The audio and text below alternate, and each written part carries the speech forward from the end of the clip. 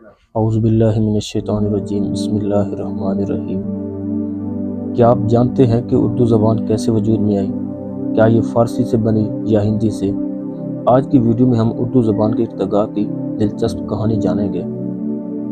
اردو کا آغاز برصغیر میں 12ویں صدی میں ہوا۔ یہ زبان مختلف قوموں کے میل جول سے بنی، خاص طور پر ترک، عرب، فارسی اور مقامی بولیوں کے امتزاج سے۔ لفظ اردو ترکی زبان سے آیا، جس کا مطلب ہے لشکر یا فوجی کیمپ۔ مغل دور میں فارسی درباری زبان تھی، جس نے اردو پر گہرا اثر ڈالا۔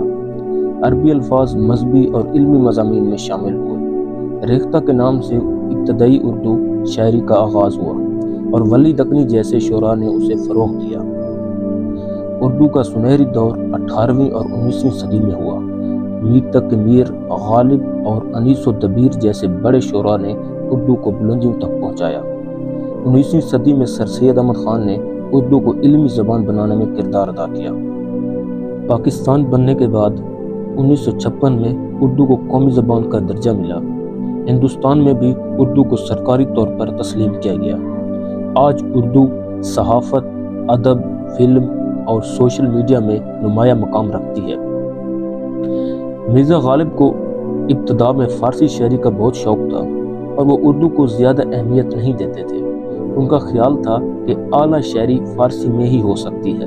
وہ خود کو بنیادی طور پر فارسی شاعر ہی سمجھتے تھے۔ انہوں نے فارسی میں بہت سا کلام لکھا، لیکن عوام میں وہ مقبول نہ ہو سکا، کیونکہ برصغیر میں زیادہ لوگ اردو سمجھتے اور پسند کرتے تھے۔